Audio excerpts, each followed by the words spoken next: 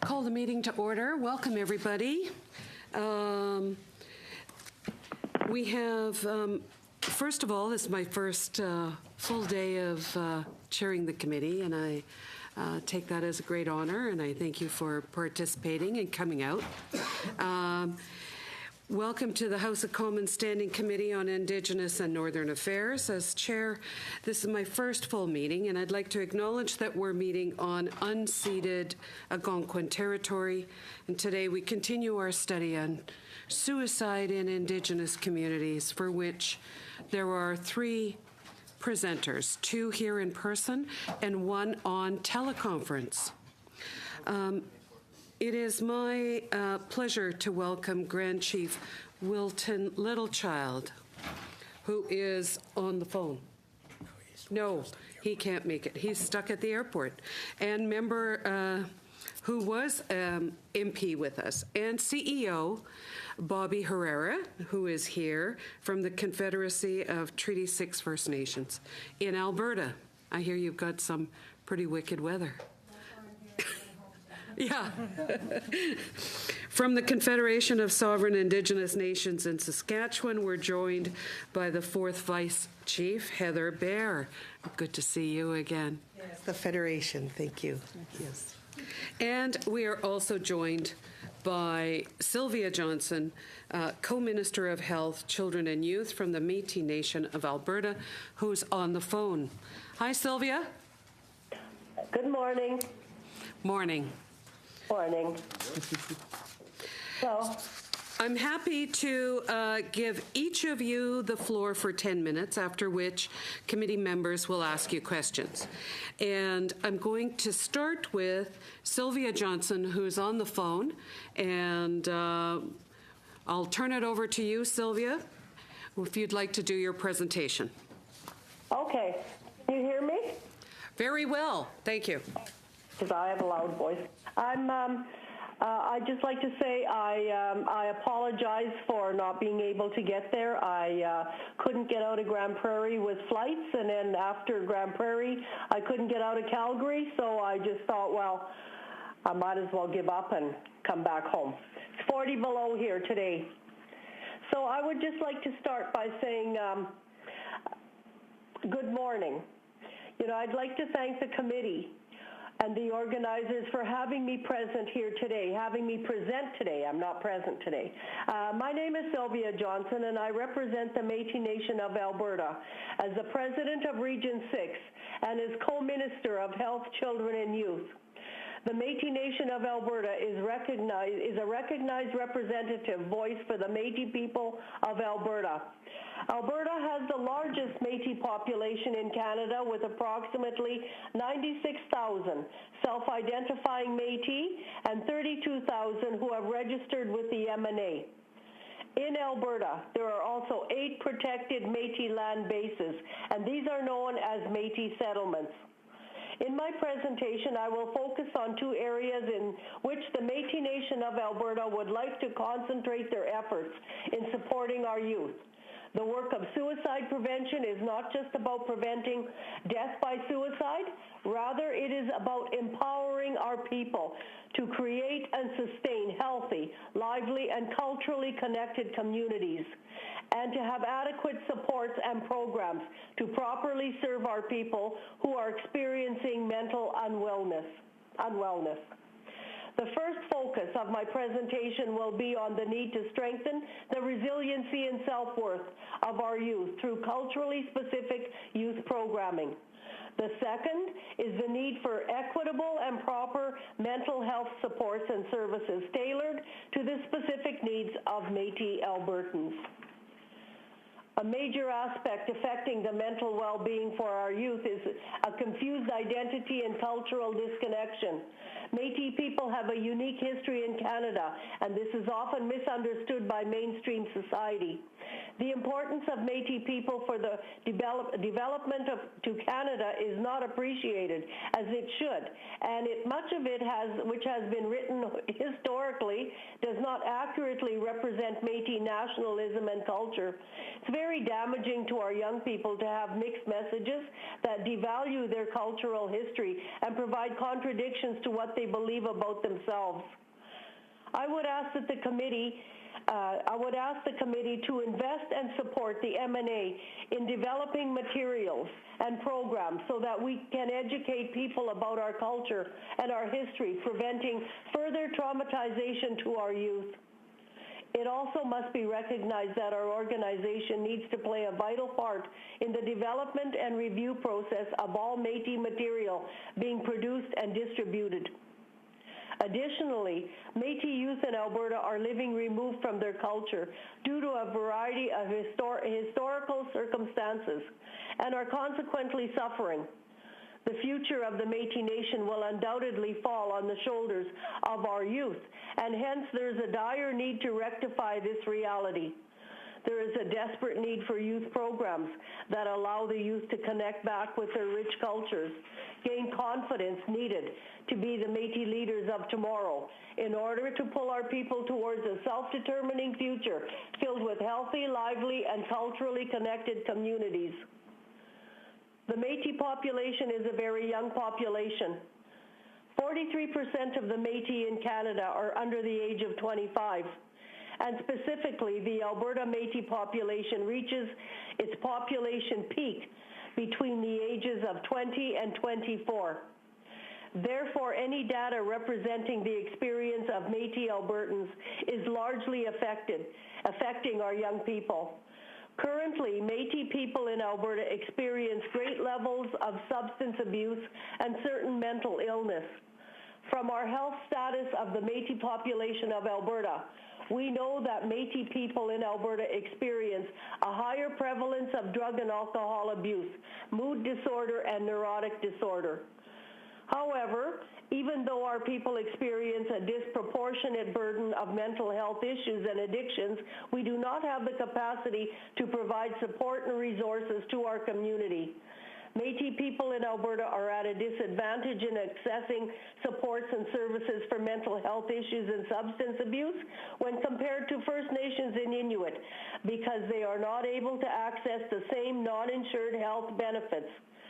In addition to members not having access to these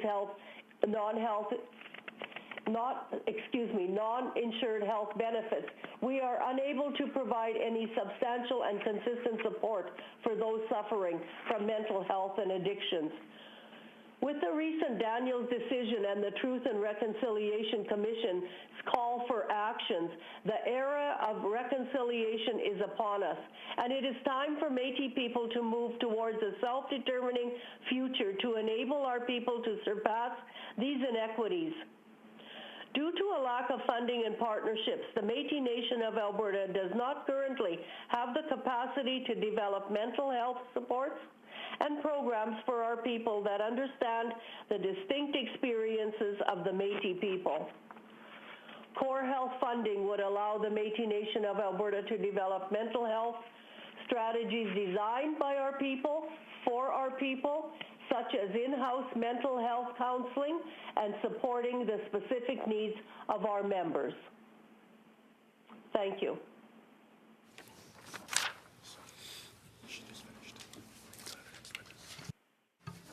Thank you very much. I'm now moving to Federation of Sovereign Indigenous Nations, and we have 4th Vice Chief Heather Bear. Heather? Good morning. First of all, I'd like to acknowledge our Creator on behalf of all of us and honorable members of the Standing Committee. I want to thank you for this opportunity, and of course, thank you to the witnesses. I am here to emphasize the devastation that suicide has among our Indigenous youth population. This should not happen, not in Canada. As 4th Vice Chief of the Federation of Sovereign Indigenous Nations, I present on behalf of the Saskatchewan First Nations Women's Commission and the 74 First Nations in Saskatchewan for our children and our youth. The Federation is committed to honoring the spirit and intent of the treaties, as well as promotion, protection, and implementation of the treaty promises that were made between the Crown, the nations, and the Crown. The treaties in our territories have yet to be honored to their true spirit and intent. Our communities are continuing to experience tragedy at levels far greater than the remaining population. I am here to raise awareness and to advocate for our Indigenous children and youth. I am here to inform you that a 1-800 suicide crisis line is not the only solution, that sending in help after a suicide is not the solution, that the crisis is much larger than we think. Currently, Saskatchewan has the third highest rate of suicide in the country. In northern Saskatchewan, Indigenous people make up 85% of the population, and the suicide there rate is three to 6 times the national rate. But these statistics are not as true as we are led to believe. In fact, we believe that the rates are even worse in Saskatchewan. The hospitals and health authorities are not all reporting the ethnicity, and there are also many times that deaths are considered accidents rather than suicides. What we are certain of, though, is that we need more depth studies into the actual suicide rates in Saskatchewan with a strategy to address. The study should be Indigenous-led with Indigenous researchers so as to ensure communities are being well received. Again, even though the statistics are alarming, they do not tell the full story. In reality, our Indigenous people, especially our children and youth, are facing a multitude of issues and trauma and do not know where to look or who to contact for help. Just in December, we were dealing with 6 suicides. 4 northern First Nations communities were mourning the deaths of 6 young girls between the ages of 10 and 14. It is absolutely heartbreaking that this had happened. Imagine a 10-year-old taking her own life. There were even more than 3 dozen recorded suicide attempts within this period in Saskatchewan.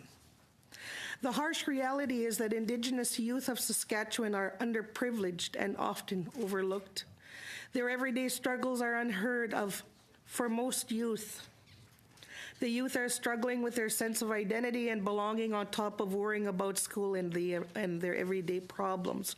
We are losing our youth to gangs, child welfare, jails, violence, and now suicide. Our youth are impacted by the negative legacy of colonization, residential schools, legislation and policies, loss of language and culture, racism, and transgenerational grief. We must stop these damaging cycles and provide our youth with a brighter future. Breaking the cycle entails coming up with not only wide-encompassing solutions, but it also means deconstructing systems that tend to discriminate against our Indigenous children and youth. Indigenous children and youth are not provided with the same supports and services that non-Indigenous children and youth are provided. This is fact. This must change. Our youth need an opportunity. Our youth are not lagging behind because they are not smart or they are not capable of achievement. Our youth are simply not given the same opportunities or being equally invested in. Our youth are simply not given, our youth are experiencing barriers and are further marginalized due to poverty and location. The benefits of properly investing time and resources into Indigenous youth and children will pay off in the long run. Consider this. There was a suicide prevention conference last week. The conference was packed wall to wall with youth. From my understanding, the youth were thrilled with learning about suicide prevention, having a voice, knowing they mattered, and knowing support existed for those in need. Awareness of suicide and prevention projects are uncommon and often unheard of in our community. We recommend that there be education and awareness in the schools and in the communities. The youth must be empowered with learning about healthy relationships, healthy foods, or simply how to communicate or, have developed their coping skills, or a class taught in their own Indigenous language. They should also have accessibility to quality of education, recreation, sports, youth workers, or even a guidance counselor. These sorts of opportunities are at every corner in the urban schools, and they should equally be available for Indigenous youth in their home communities. We need to offer our youth holistic approaches that can tend to their diverse needs. The solutions must be culturally relevant, appropriate, and safe. The communities must be involved in providing workable solutions to addressing the root causes of the high incidences of suicide. Often, the families and communities are left with no supports or resources to deal with the tragic loss of their youth. The communities are often not aware of the signs and symptoms that lead to suicide, so they need to be engaged throughout the design of any approach. The communities must also have access to technology so that certain resources or services are easily reached. The service agencies must be provided with the budgets and resources to assist our youth and children. Mental health needs in First Nations communities are almost non-existent or not working well. The current health service delivery options are found to be insensitive, short-term, hard to access, and not timely. 2 communities in the northern area are moving forward with their own solutions, and they need to be supported. The Lac La Ronge Indian Band is looking to build the first of its kind mental wellness center. There are research projects that are looking at mental health, such as Sturgeon Lake First Nation. These communities are great examples of not just focusing on the suicide issues, but looking at the entire picture. We recommend that the solutions keep in line with the Truth and Reconciliation Commission calls to action. We cannot risk losing any more children or youth. We need to move away from the reactive and short-term solutions and think about really working to provide and improve quality of life for our children and youth in the long term and in the future generations to come. We as leaders, mothers, and nations want the very best for our children and our youth. As Indigenous nations, our survival relies heavily on the progress of our future generations.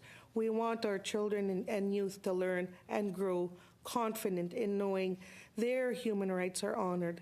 So we remind you of the seriousness and the urgency of the issues and solutions raised today.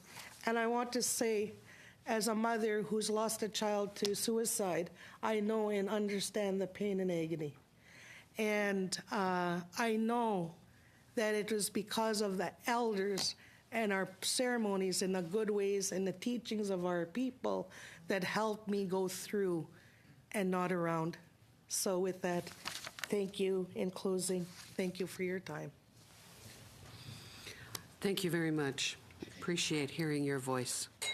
Now we're moving to Chief Executive Officer Susan Bobby Herrera from the Confederacy of Treaty 6 First Nations. Good morning, Madam Chair, honorable members of this standing committee. I extend greetings on behalf of the 17 First Nation chiefs of Treaty Number 6 West. It is my honor to be invited to address the topic of suicides among Indigenous peoples and communities. This has been a primary concern of our First Nation leaders for many years.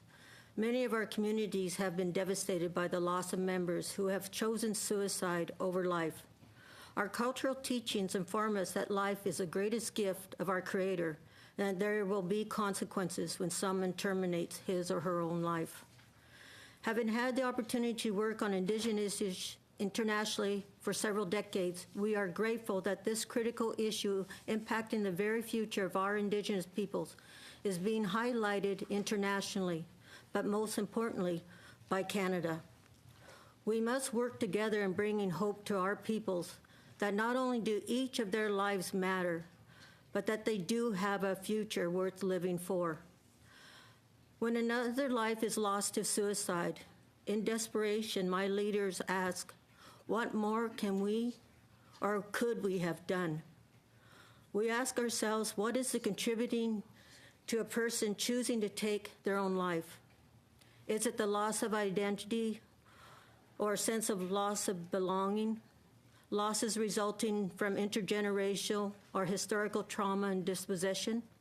Is it mental health issues contributing and compounded by the poverty that is prevalent in many of our First Nation communities? Is it addictions to drugs and alcohol? Is it the stress and deep desperation of loss of hope? And what has become very troubling is this new phenomenon of cyberbullying. We do have hope, as there have been advances made in areas of preventing youth suicide and self-harm. There is evidence available that cultural, spiritual, and linguistic revitalization, that the provision of healthy, positive lifestyle choices, be it in the arts, sports, recreation, or leisure activities, all contribute to prevention. They provide youth an opportunity to choose life. We are also seeing a growing trend in our First Nations of Treaty Number 6 of suicides among our aging members. Further research for statistical data is required to aid us in addressing this cause. There is no clear, reliable data from our First Nations, and while we can understand the reluctance of reporting by our nations, we do need reliable data so we can work towards finding the solutions. As mentioned, utilizing our Indigenous culture as treatment is a good practice. Teaching relevant cultural practices and associated spiritual teachings in kindergartens and in homes is critical. Exposure to culture at a surface level is not sufficient. Our teachings and beliefs have been and must continue to be the foundation that lift up our First Nation peoples in a good way and that will promote healthy, happy lives. Our peoples must be reminded that asking for help must be viewed as a sign of strength, not weakness. Canada must reach out as our treaty partners. Take note of the treaty display that we see in our medallions, where the representative of the Crown and the Indigenous sovereign nation representative are extending their hands in partners and friendship. We too must work together. We owe that to those we represent, not only politically, but morally.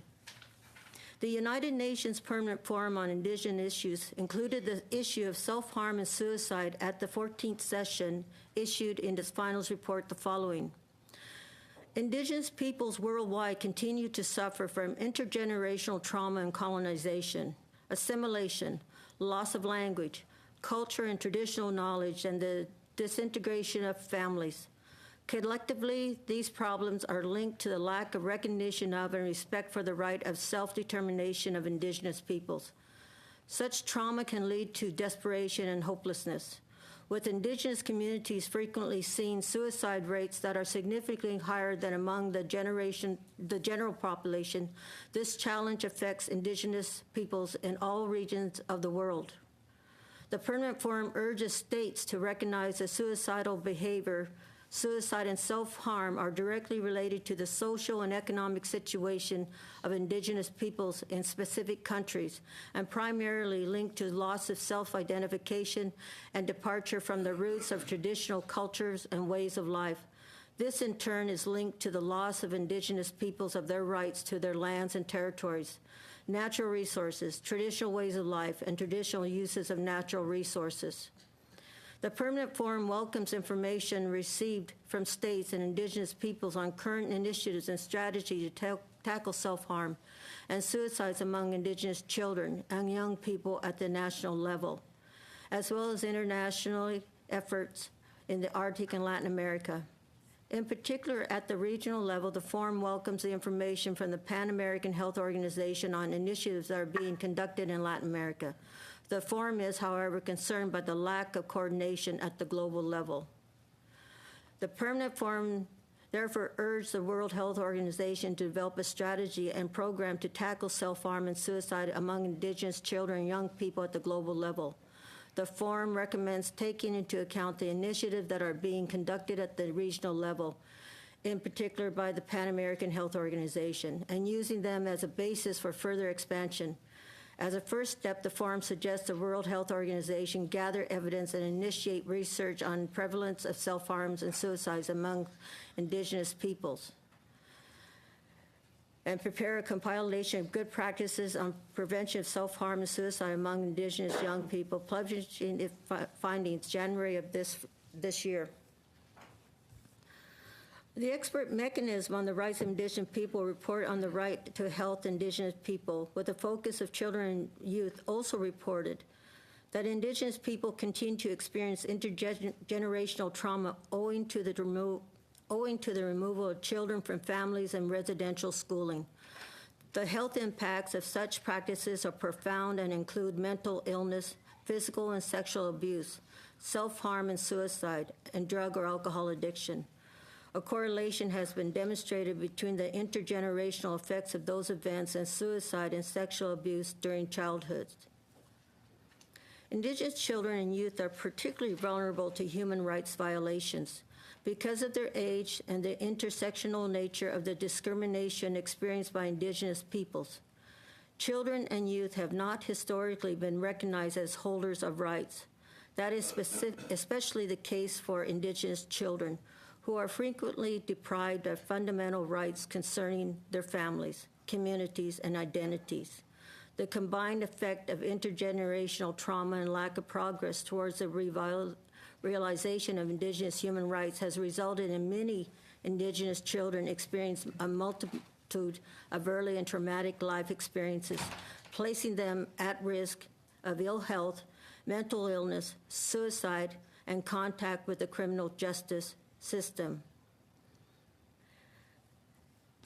I'm going to skip forward to the Truth and Reconciliation Commission calls to action. Number 18, we call upon the federal, provincial, territorial, and Aboriginal governments to acknowledge that the current state of Aboriginal health in Canada is a direct result of previous Canadian government policies, including residential schools, and to recognize and implement the health care rights of Aboriginal people as identified in international law, constitutional law, and under the treaties. We call upon the federal government, in consultation with Aboriginal peoples, to establish measurable goals to identify and close the gaps to health outcomes between Aboriginal and non-Aboriginal communities, and to publish annual progress reports and assess long-term trends. Such efforts would focus on indicators such as infant mortality, maternal health, suicide, mental health, addictions, life expectancy, birth rates, infant and child health issues, chronic diseases, illness and injury incidents, and the availability of appropriate health services. The Special Rapporteur on the Rights of Indigenous People made the following notation: disproportionate representation of Indigenous people in poor health statistically globally. Discrimination against Indigenous cultures within the health system. Vital need for culturally appropriate health care services, and direct and effective participation of Indigenous people in health policy making and decision making. Further, and most importantly, our position as Treaty First Nations. Our citizens have the right to full health benefits as promised through the Medicine Chest Clause of Treaty Number 6. It has been the teachings of our elders since the time our ancestors entered into the treaty with Her Majesty the Queen of Great Britain and Northern Ireland. We hold Canada responsible to uphold the true spirit and intent of our treaties as the successor state, obligated to implement those treaties made in good faith and through sacred ceremonies. We therefore make the following recommendations to Canada: substantially increase resources for all Indigenous communities dedicated to prevention and holistic treatment, and to comply with General Comment Number 11 of the UN Convention on the Rights of the Child, the UN Declaration on the Rights of Indigenous Peoples, and other relevant international laws, standards, and norms. Ensure direct, meaningful, and equal participation of Indigenous peoples at all relevant processes and mechanisms to focus on prevention and treatment of self-harm and suicide, and provide support to Indigenous peoples, especially the youth, by ensuring direct engagement and participation in decision-making on matters that directly affect us. Thank you for providing the opportunity to our organization to make this presentation. On behalf of my chiefs and Grand Chief, who sends regrets he is currently in the air, we look forward to continue working together for the benefit of our First Nation citizens. We will forward a full written submission for your review. Thank you very much. Thank you. So now we're going to go into rounds of questions, and the first question's coming from the Liberals, and I've got Michael McLeod.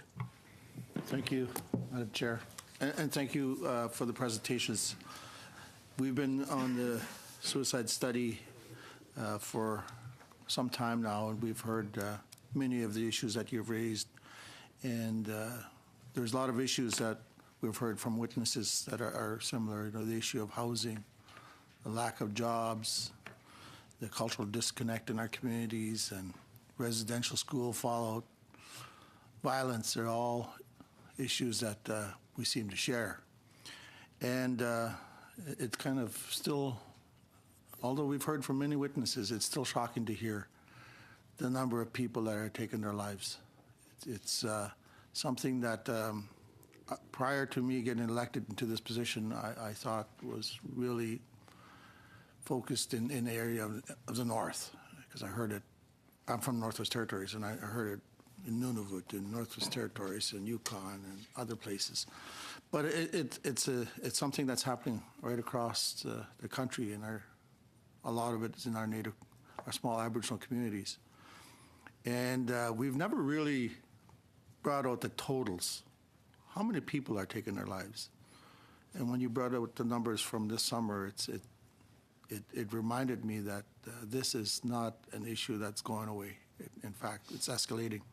I think in Nunavut we had maybe 80 people take 29, was it 29? 9. Oh, it was 20, yeah, 28, 29. And in Northwest Territories we had close to 10 this summer. So there's a lot of issues out there that are causing despair in our communities, and we have to focus on all of them and start trying to deal with the deep-rooted problems that we have, and we can't deal with them in isolation. But the one area there's a couple areas I want to just ask on, and the first one is being sexual abuse that's happening in the communities. I think you raised it from Treaty 6 perspective, but I'd like to ask if you all could talk about how big of an issue is it in our communities. I know in some of the communities this is still it's still a big issue as a result of the residential school, as lack of housing, and maybe you could get you to elaborate on that issue in your communities. Thank you, and I thank you for the question. Sexual abuse among our youth, our people, is a reality. It's a shame-based issue and a very, very difficult issue to work and deal with because of the trust building within our I guess you would call our essential services within our communities. It's about families, and there are examples out there in terms of disclosing and circles. But there again, it's the elders. And many of our elders right now have been directly impacted. I'm a residential school survivor, but my grandmother, she was my grandmother, my mother was day school. I'm a survivor, but you know, that's a lifelong journey of healing. And you know, the statistics and the reality is that some people that have been abused will abuse again, of course, and that's the intergenerational impacts. And there's others that don't. So we need to look at what works. And I know I just have to validate the elders and the good ways of our people. to get us strong again so that we can speak out. And I'll leave some time for... Thank you. Ms. Herrera, and then we must, you'd like to answer from Ms. Johnson, who's on the phone as well, so try and keep your comments to about a minute. Thank you. Thank you, and it's a very serious question that you're proposing. And I really look back at the loss of our culture and our identity as Indigenous people. Coming where I grew up with a very strong cultural influence as a way of life, not that today you will learn your culture or today you're going to learn your language, but to be the person that I became. I see that doesn't happen in our youth today in many of our First Nation communities. They are made to feel less than. They are made to feel that it's normal to have sex at a very, very young age, 12, 11. It is shocking. We took a group to Oklahoma University, and one girl in the group found out it wasn't normal to have sex with the father or brother when she interacted with others. And we didn't know this was happening to her. So it's a loss of our identity, our cultural connection, that puts values on a woman. We have our roles as females. Men have their roles. And I think that's what really is missing. And we have predators out there. And like Ms. Bear said, once you have committed something against yourself, you're more likely to commit that to someone else. So it is a very growing concern. Thank you very much. Sylvia Johnson. Yes, thank you very much. Sexual abuse, of course, with Métis youth and Métis people. We live here in the bush in northern Alberta, and health services are not real prevalent here, and the specialized services that we would like to utilize are a 6-hour drive north. So this means that we don't have the resources to provide to our children and youth, and we have a very limited means of way to help them. Sexual abuse is a fine line for our youth. What exactly is abuse, and what exactly is their acceptance and love? We also have pregnant young girls. They're homeless, and they couch surf, so they have nowhere to live, and they go from couch to couch, whoever will let them in.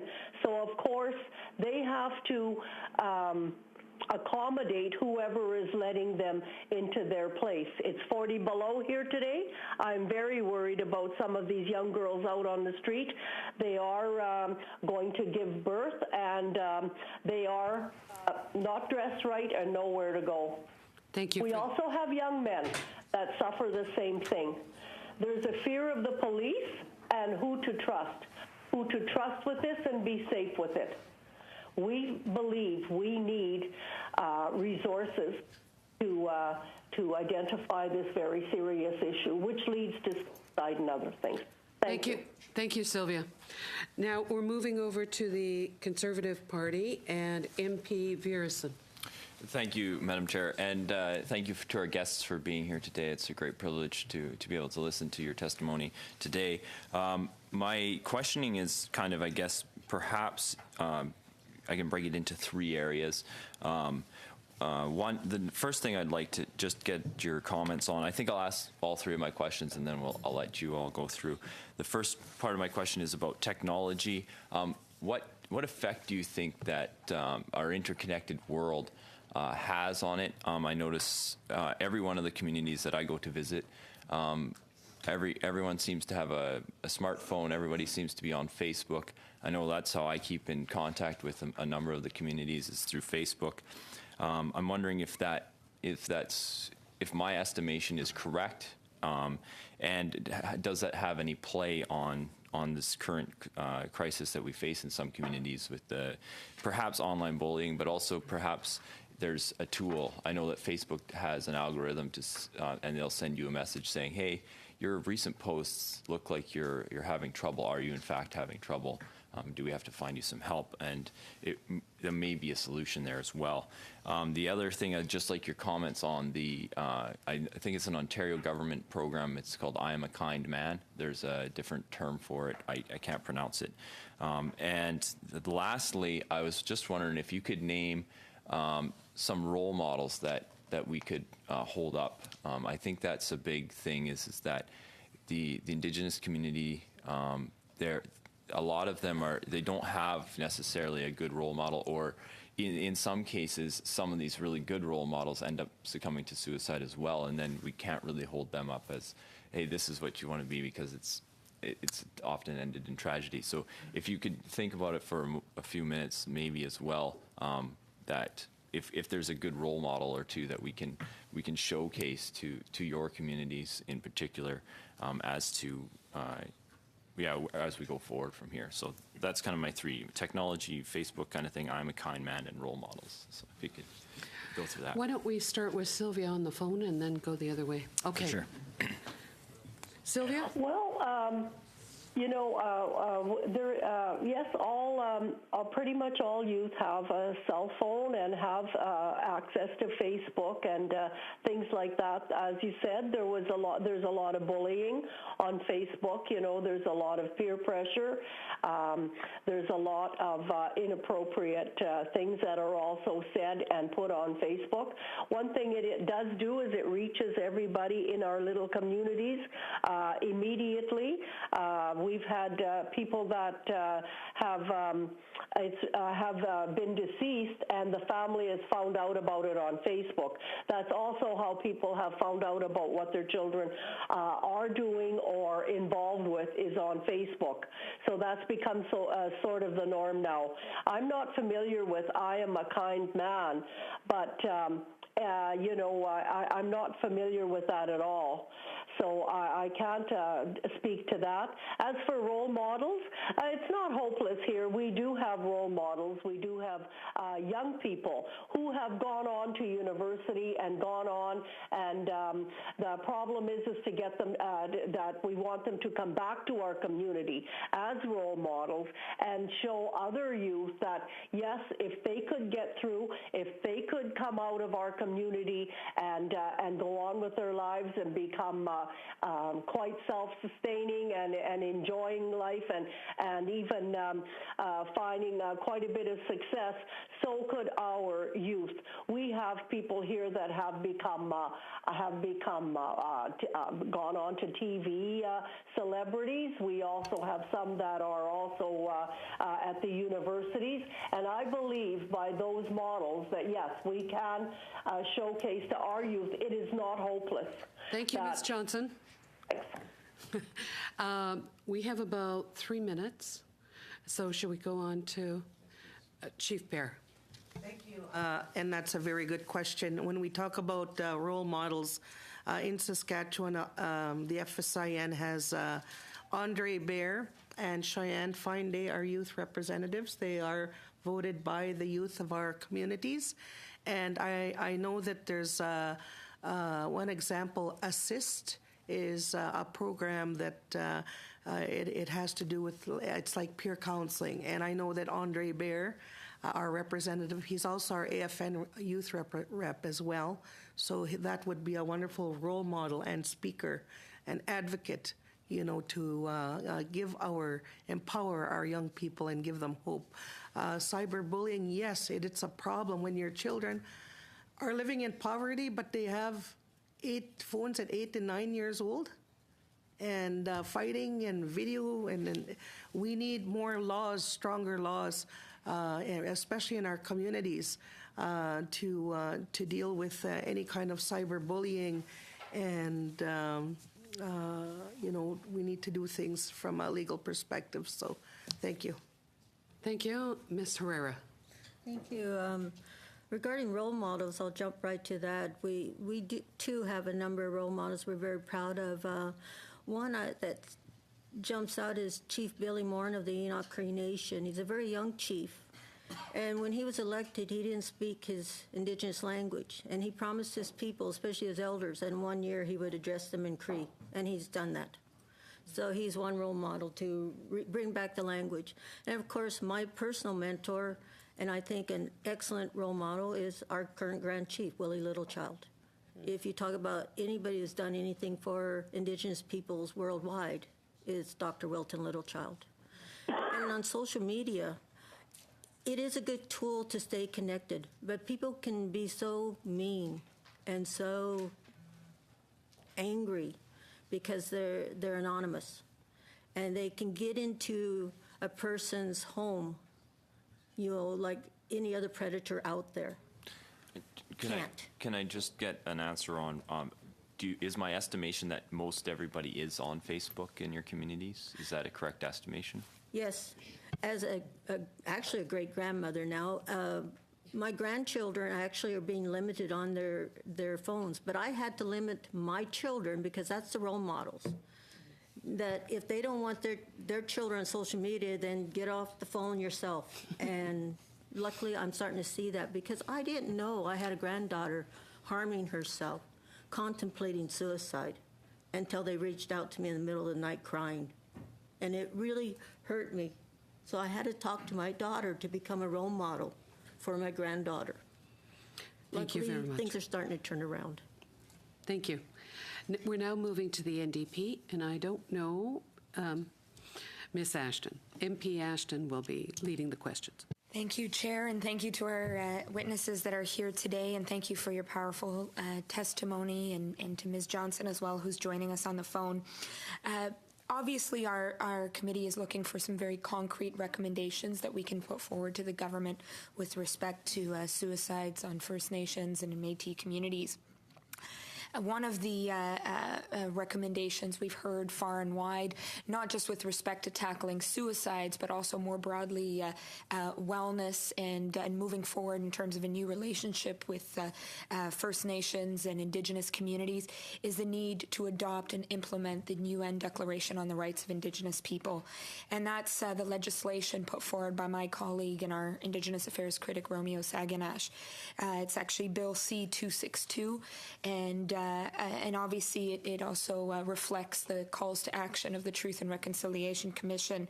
And I understand that Grand Chief Littlechild as well has communicated with my colleague's team with respect to this important piece of legislation.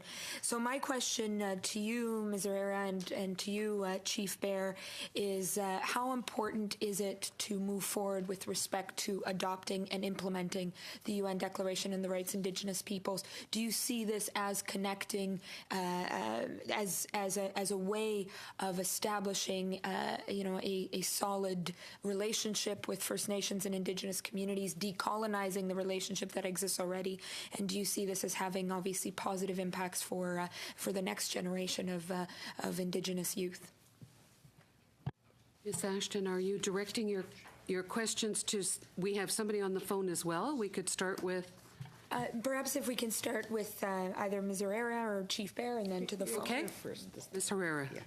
Thank you, and it's very good to see you, Ms. Ashton. Naturally, the UN Declaration is so important to set the very foundation of a framework of reconciliation, of working together with the Indigenous peoples and the state of Canada. I truly wish, as one of the authors of the UN Declaration, Grand Chief Littlechild could have been here to answer directly. But if I can just tell a short story about the UN Declaration, because when I was working with him for many years. When he started working on the UN Declaration, I asked why, because there was the UN Declaration on Human Rights. And when National Chief Attlee and I was meeting with Hillary Clinton and her aide, and we were trying to promote the UN Declaration to be adopted by those states that had initially rejected it, I reminded them of the story that Willie told me, that when the UN Declaration on Human Rights was passed, Indigenous people were not even considered human beings. So we had no rights whatsoever. So that is why UN Declaration on the Rights of Indigenous People is so important, because it will set the norm, the very standards for our rights as Indigenous people, something that we were prevented for generations. Thank you. Very good. Chief Bear. Yes, just quickly, and thank you for that. I'll just maybe go back a step back when the United Nations initiated the treaty study. I was a part of that work, and of course, out of that came the declaration. I always believed that the issues today is the lack of implementation of our treaty promises right across the board, and when it comes to governance and in terms of the United Nations,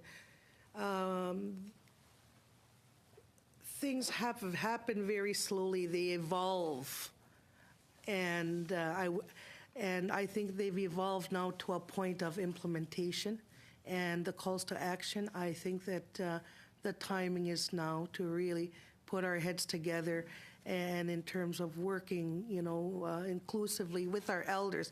Please, if I can impress anything on this committee, why do we have to fight to validate that our elders are the answers to, we bring scientists and we bring doctors and we bring, and I know they're important, but our elders, we should be at a time now where we don't have to fight to validate that those good ways and those teachings are just as important, and our elders should be recognized properly in terms of the good work they do, even financially. So. And Ms. Johnson. Well, the Métis have always been left out and virtually ignored. We have no resource and have lack of recognition as Indigenous people, other than saying we are part of under Section 35 of the 3 Indigenous groups. But things are improving for us. The Métis Nation of Alberta signed an MOU with the Indigenous Affairs Minister Carolyn Bennett last week. So with those kind of positive things going forward, we are very pleased to hopefully be involved in the Bill C-362. Of course, we want to be involved. We have recommendations that we want to bring forward. We're also going to put forward our paper. This was just a small introduction to us, but with the lack of resource and the lack of recognition, we are hoping that our people in the future are going to have a lot more validation and a lot more things that are going to come their way. And thank you for that question. Very important. We still have 30 seconds if you'd like to. Keep on. Well, I'd just like to say that, in the north here, we have many children that have used suicide to solve their problems. It's not a problem solver.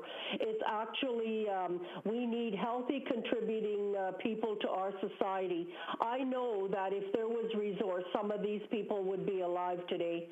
For some reason, there's many young youth here. We've done surveys, and a lot of them are called Dustin. So we've got one thing called a helpline that we're trying to implement called Operation Dustin. Do not use suicide to improve nothing. This is not the answer to our children. So if we had the resources to have a helpline or somebody at the end of the line, somebody that could talk to them, somebody that we could have a youth center, somewhere they could go and realize they do have self-worth and they are valid. And it's what's happening now is suicide is a Thank you, Ms. Johnson. Genocide. Okay. We're going to move on to MP Resnick. Thank you for your presentations today. One of the things that I'm not that familiar with is the health delivery models in Alberta and Saskatchewan. So can you just elaborate a little bit on the delivery models and the positives that you've seen? I don't know who wants to start first. Why don't we start with Chief Bear? Thank you. Thank you for the question.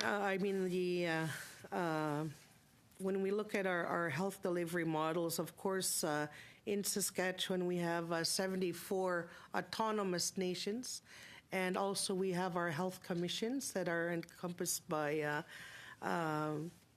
representatives from the tribal councils. So, and of course our health commission, our women's commission, it comes from the grassroots to the leaders. So when we look at what's working in our community, Peter Ballantyne, for example, they have a model, and mostly holistic, utilizing the medicine wheel concept, mental, physical, emotional, and spiritual programming. Those are the models that are pretty consistent across the board. But when we talk about our essential services, one thing, the family violence programming that we used to have, the prevention dollars that were cut, they went into the shelters a few years back. So in order to access family violence prevention, you had to get a licking, I guess, and go to a shelter. So there's really something wrong with the system when we start to implement these programs of prevention and the funding gets cut. What do you do? So that's one of the things I want to delve into is that do you see any problems with the way, well, obviously you do, the problems with the way the system is being delivered right now, and any recommendations for improvement? So I think that I just want to supplement that with we are always forced with, unilateral decisions are happening from the top down. We need inclusion and engagement, community and elders, and that should have never happened. It really hurt our communities. And I'm just going to stick on this line. In Alberta, is the coordination between the First Nation organizations, First Nation leadership, healthy, so to speak? Is there challenges with interjurisdictional problems amongst First Nation organizations in Alberta? In Alberta, we have a unique situation where we have a co-management table in place where Canada and representatives from Treaty 6, 7, and 8 sit and review programs and services for the First Nations peoples. Not all of the First Nations belong to co-management. Some have pulled out, others have joined, and it's still a work in progress and review. A number of our larger First Nations do have their own centers, and health centers and stuff that our people can go to for basic dental, eye care, and basic health needs. We don't have our own hospitals, and often the communities adjacent to our First Nations use our numbers in order to increase their hospital size or get new hospitals. And our people are often faced with discrimination when trying to get access services. And when you think it would be improving, it's actually gotten worse. So with respect to the Métis in Alberta, is there jurisdictional issues in terms of delivering health care to your communities? Well, there certainly is, because we are one of the 3 Indigenous groups that have no health care at all through the Métis. We have absolutely nothing. So we have nothing for dental, nothing for mental health. We can't go to mental health unless it's free. We have to find free programs. Other we have to pay. It's the same thing with everything. There's long waiting lists, and if we can get on them, we have to go through social services, which means that we have to give our children up to the system in order for them to get help. Their government programs are not specific and don't fit with us. So we are in a situation where without any dollars to we have no insured health benefits. Therefore, we are subjected to whatever the government will give us and provide us, which is very, very little. Either it's free or our children have to be taken and we have to sign them over to care so that they can receive health benefits. It's very sad to have to be able to do that in this day and age. In Saskatchewan, the coordination between the First Nation organizations and in terms of health delivery, the provincial system and the federal system, are there recommendations for improvement? Are there glaring problems that we can recommend to government immediately? Well, I know in Saskatchewan, collectively, because the 74 First Nations, we are collective, and where there is one example, Qu'Appelle Valley, Regina Qu'Appelle Valley, the Fort Qu'Appelle Indian Hospital, they have a model there that has been one to, they've been leading the charge with the Sweat Lodge Incorporated, and we have a strong network, the FSIN, but we do lack capacity within our funding in our regional office, and a lot of work can be done and should be done, but again, of course, the capacity to do that. And have I answered your question properly? However you want to answer it. Okay. We have about 20 seconds, 15 seconds. Okay. We're moving on to the second round of questions, and we're going to start with the Conservative Party. And MP, you're Diga. You Diga. Yes. Good. Good morning, and thank you for joining our committee today. It's a very important topic, and we have to move forward quickly because one life is too many. And your testimony will be important in moving forward. You know, we heard in many isolated northern communities that there's a difficulty in attracting and retaining mental health professionals, which is a challenge. You see continuously different workers coming all the time, and there's no relationship developed between people requiring mental health services, and all of a sudden, you know, a connection is made, then they leave. It's a really big challenge. So what are the challenges in attracting professional health workers in communities outside large urban centers?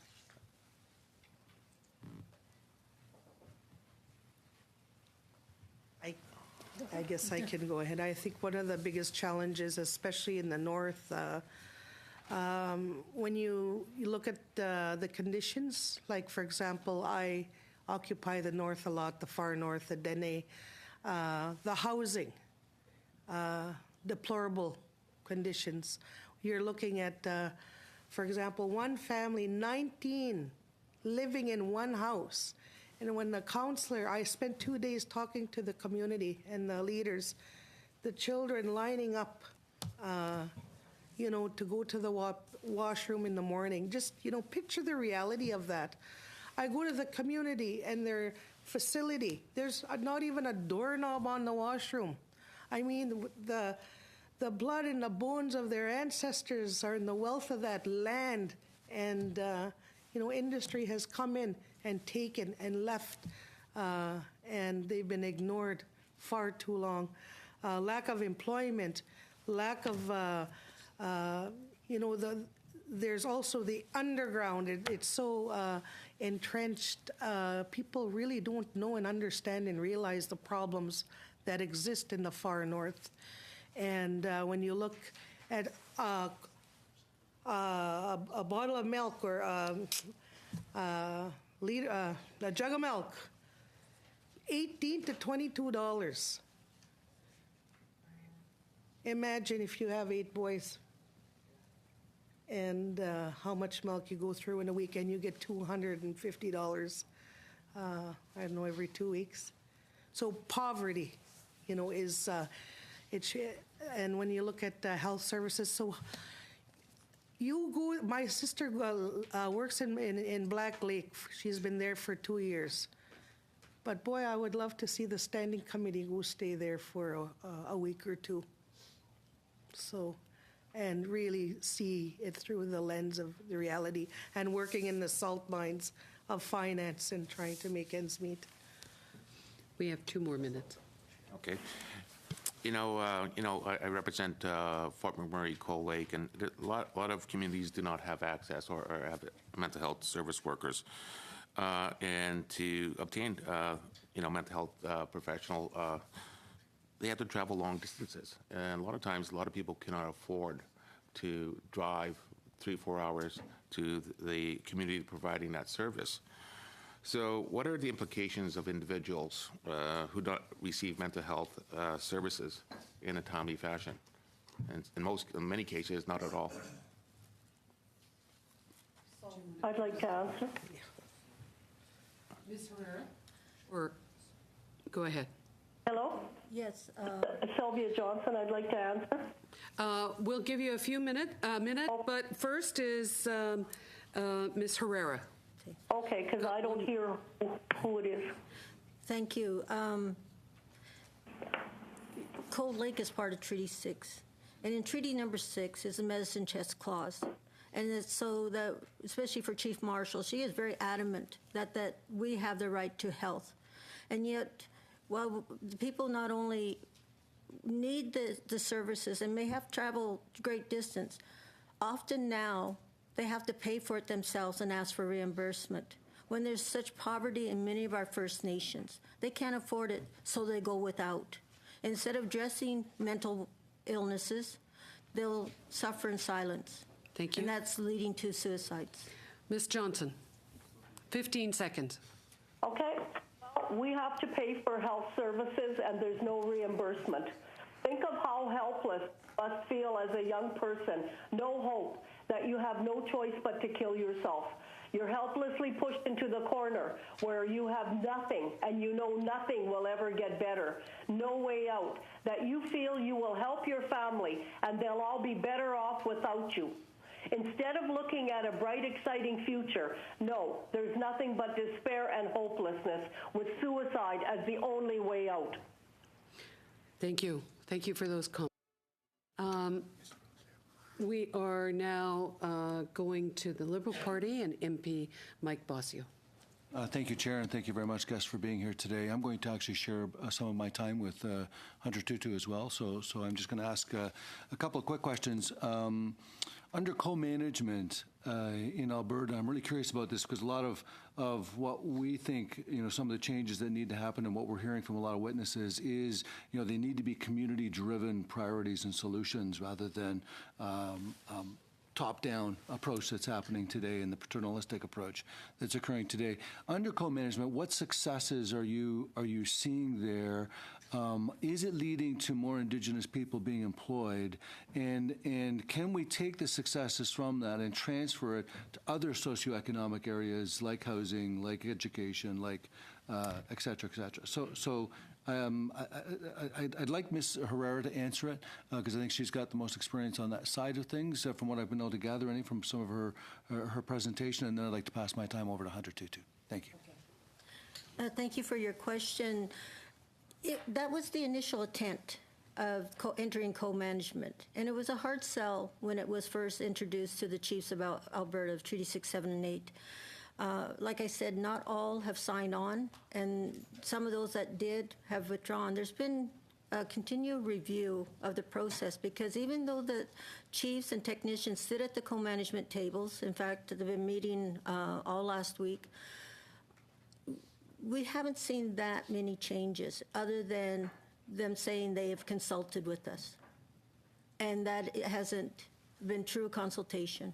It's just saying, coming to a meeting, this is what it's going to be, this is what we're taking off the benefits and pretty much live with it. That's why you see First Nations pulling out and standing by the treaty right to health.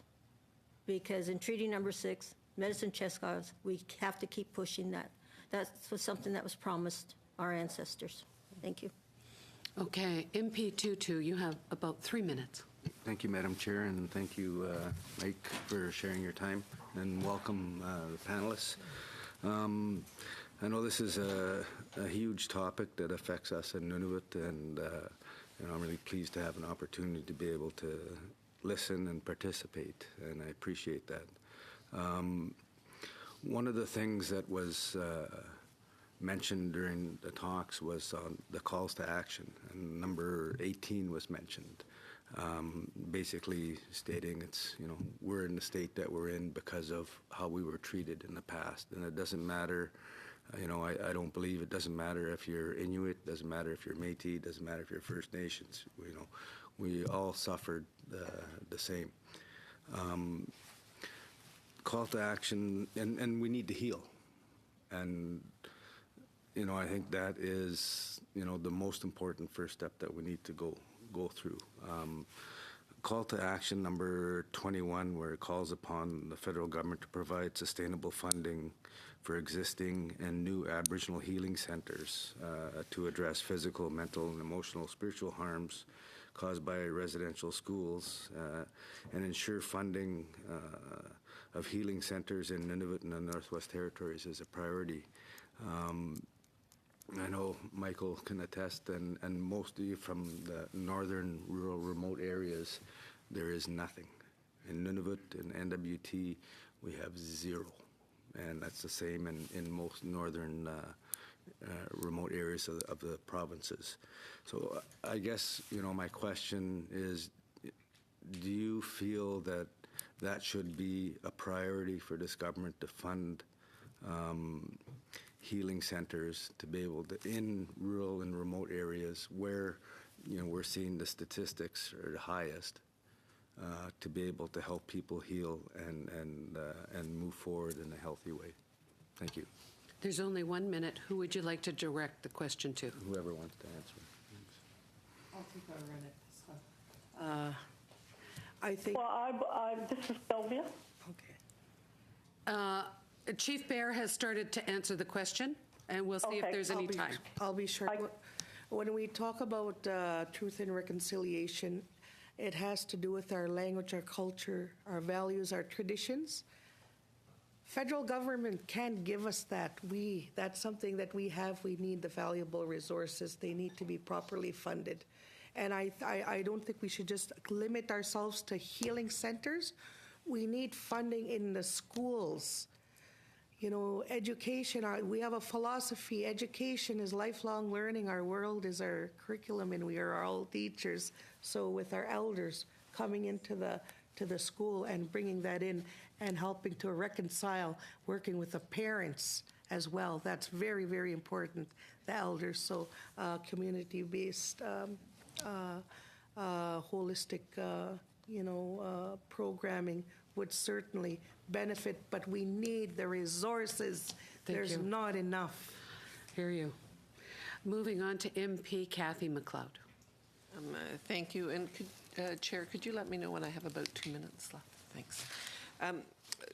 So again, the testimony that we've been hearing has been very heavy for a lot of months, and I think it's really important that we have some very strong recommendations that we're going to make to government in terms of going forward to tackle this very awful issue of suicide.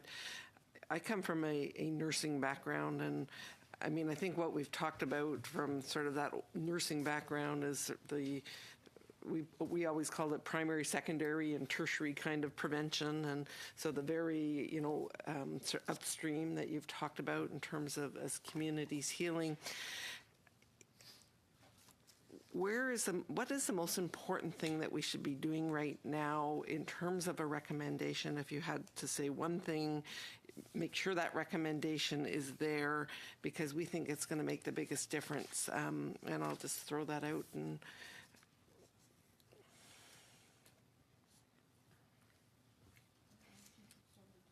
Would you like Ms. Johnson to tackle that? I'm All right. opening. I'd like to hear if you had, if you said one thing should be. I'd like to answer. Go ahead. Thank you. It's kind of difficult for me to know if I can answer or not. So anyway, thank you for prompting me when I can. Actually, I'd like to thank you for that question. And my recommendation that I throw out is we will take anything we can get. We need mental health counseling, our own people, our own peers, mentally health counseling, our own people. Our own culture and our own history needs to be part of that. We need to save our children, and anything that we can get, because right now the Métis have absolutely no resource, we would be very pleased with as a start. And thank you. And for Treaty 6, engage with us. Bring our people in to work with you. Don't do the work without us. Don't think that you can know what's best for our people without including our people. So that's been our recommendation at every level. Engage with us and let us be involved in the work.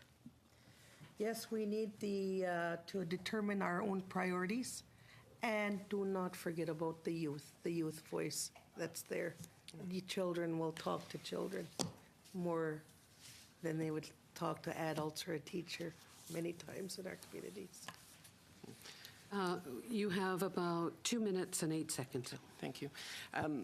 And, you know, I've always thought that when the federal government tries to do things that communities should be doing, sometimes the one-size-fits-all is never successful. And so creating that ability for communities to choose their path forward, we see way too often that a program doesn't meet the needs. They sort of gets rolled out, and it's really a square peg in a round hole. So I really appreciate those comments. Chair, I know that different times we will be talking committee business, but there is one motion that is very timely. It had a time-sensitive nature to it, because we do have a commitment as a committee based on Bill C-428 in the last Parliament, and I did table this motion on December 8th, 2016, where within 10 sitting days of the start of the session, so really it would be by February 10th that we need to have a look at what the minister has done in terms of the work towards replacing the Indian Act, and how she's consulted with First Nations community. So that's on the table. I think it's in the law. It's something that it's a one meeting, and I think it's important that we meet the commitments that we've made in terms of dealing with specific issues. So I would like to table that particular motion at this time. All right. You're tabling the motion, and I understand due notice has been given. So the clerk will be distributing the motion. Just if she could read it into the record. Oh, please read it into the record. Oh, is it not? Okay. So the motion is that considering that Bill C-428, an act to amend the Indian Act, publication of bylaws, and to provide for its replacement, received royal assent in the second session of the 41st Parliament, the Minister of Indigenous and Northern Affairs appear before the committee no later than February 10th, 2017, for a briefing on the work undertaken by the department in collaboration with First Nations and other interested parties to develop new legislation to replace the Indian Act, and that the committee report to the House a summary of the minister's testimony.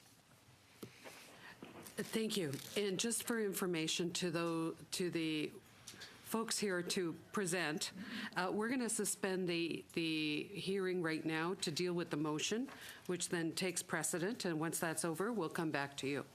Okay? Thank you. Is there anyone to speak on the motion? Mr. Viersen? Thank you, Madam Chair. I think it's incumbent on us to take on this task of, it's just one meeting that we have to do on it, but I think that it'd be good to have to hear from the ministry as to what they are doing on it, and to put forward some recommendations. So I'm full support of this motion. Thank you. If there's no one else, debate collapse and it goes to the vote. Any further debate? Hearing none, I'm going to call for the vote.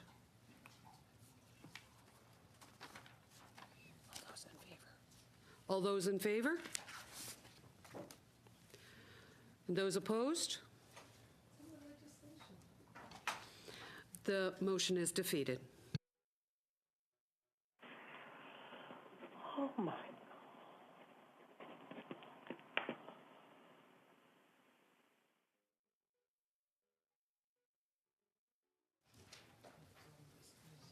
MP McLeod, you have about 30 seconds left for the hearing, for the question answers. And I would really, my comment would be, or my question would be to Vice Chief Heather Bear, and you probably didn't have enough time to get into it, and you won't have enough time to respond, but if you could, if you have anything written that you could present to the committee in terms of deconstructing the systems, that would be appreciated. And my other quick comment, and it's related to the committee business, is there was a coroner's report that came out of Quebec, and I think they had some pretty profound recommendations around the suicide study. So I would ask that we, I think this should be straightforward, to have unanimous consent to have that coroner's report become part of this suicide study. So I would ask, if I do have unanimous support, to include the Quebec coroner's report on the suicide study to be part of the documents that are considered.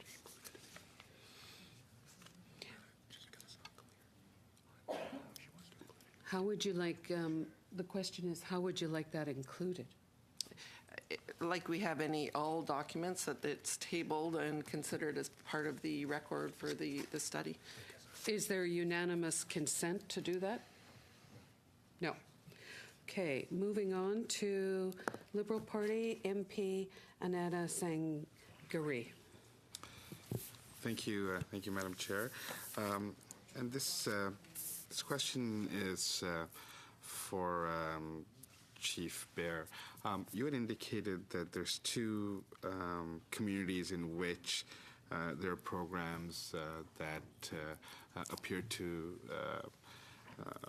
be good and in development, and that I think you mentioned Lac L'Orange and Sturgeon Lake. Are you able to elaborate on what specific programs are available there, and if those models can be transferred to different communities across the country? Well, I can, just recently the chiefs at the crisis at Peter Ballantyne, Chief Peter Beattie talked about that,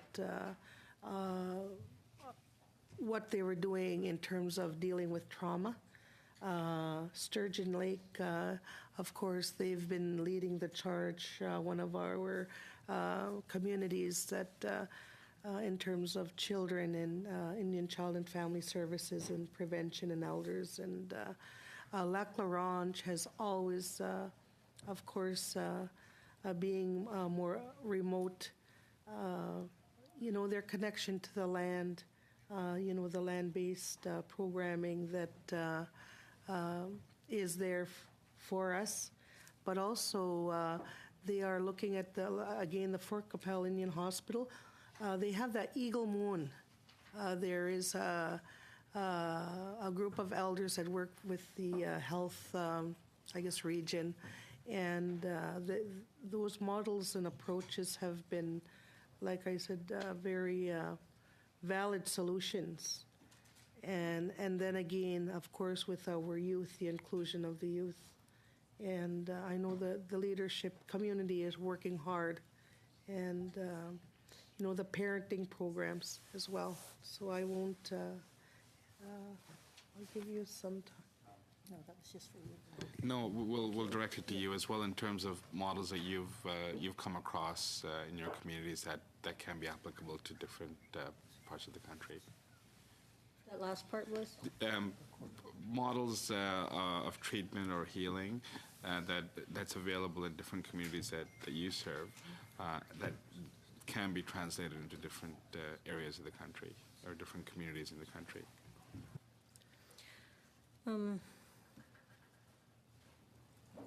Most of what I've been observing has been mainly in mainstream health.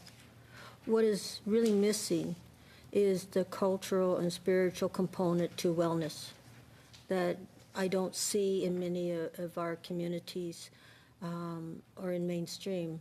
In the Navajo Nation, which I'm a descendant from, in the hospitals, the medical doctor works hand in hand with the spiritual medicine man in healing the person. And I think that if we start looking at including that in our hospitals and our health centers, and especially right in our First Nation communities, that it will address many of the issues. So I know within Muscatchee's Cree, there are side programs that the community members work themselves with, but I haven't seen it in mainstream as yet. 1 minute. Sorry, I just wanted to supplement. There was also a conference last week with Fox Valley and Yorkton Tribal Council, ICFS, and that's another successful program that's helping families, healing the family as a whole, rather than just the individual. And also there's another program that's very exciting. Chief Margaret Barrow Chapois, they have a hub, the wraparound, like an integrated approach. And once again, if you can fix housing, you can fix a lot of things. Okay. Ms. Johnson, I don't know if you want to add anything to that. Yes, I just want to add in that I'm very happy to hear about the programs that the First Nations people have in place. They sound wonderful. I would love to be part of those models. We'd love to have some of that implemented to ourselves, as our programs are only the ones that are government run, as I said before, don't have any dollars at all or any recognition given to us. So if I could be privy to some of those models, and maybe we could look at with our paper implementing things that we know are best practices and have worked, because there's a fine line between our First Nation people and Métis. Many of our families are both Métis and First Nation. Many of our children are brother and sister, and one was First Nation and one is Métis. So that causes a divide in dollars. Hear you. Thank you. Thanks. Okay, we have the last round, 3 minutes, and it's for Alistair McGregor. Thank you, Madam Chair. I'm going to direct all of my questions to you, Chief Heather Bear. I wanted to ask some questions on behalf of one of my colleagues, Georgina Jolibois, who is the Member of Parliament for Desnethé, Missinippi, Churchill River, the entire northern half of the province of Saskatchewan. And she also served, I believe it was 12 years as the mayor of La Loche. And so in the interest of, getting onto the public record and providing evidence in this report to the federal government, I wanted to get your view with respect to the municipalities in northern Saskatchewan. Do you think that they are well equipped to serve Indigenous individuals who live in their jurisdictions? And if not, what do you suggest the federal government do to help municipalities to accommodate Indigenous individuals who are entitled to the same services as members of their reserve? Well, once again, of course, it's always the mighty dollar, and it's a shame that we have to keep reiterating, that what happened in La Loche was a tragedy, and of course, at that time, we didn't know whether to call the young man that killed himself and others a perpetrator or a victim. Now, I know the communities have come together, First Nations, Métis, and non-First Nation. But I think there's still underlying issues there. It's, yes, you can put a facilities there, but you need the resources, the ongoing sustainable resources. I believe that there's a school coming, but I was there right after it happened at La Loche. And, it was just about money for a school. Well, yes, infrastructure is important, but, we have people, a community in trauma. And I think we need to think about people more. But yes, infrastructure is important. It's so complex. I know there is a model. I know Cumberland House, Chief Lawrence Stewart, they've actually signed the first MOU with their municipality there. So there are some communities that are doing some good work right now. But, like I say, I think our people are realizing that we need to work together if we're going to make real change.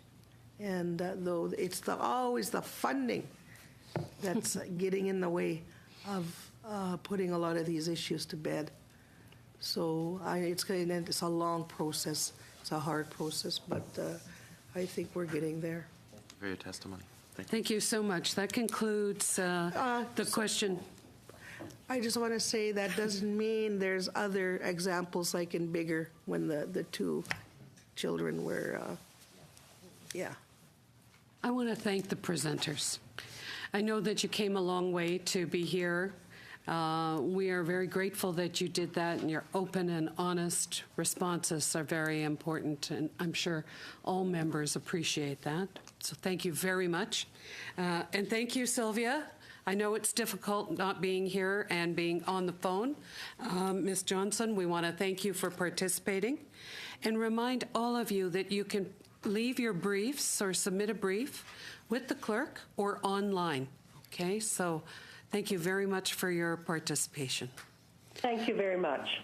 So that concludes the round of questions, and I'm wondering if we are good with adjourning at this time, because the other presenters, we don't have other presenters for the next round.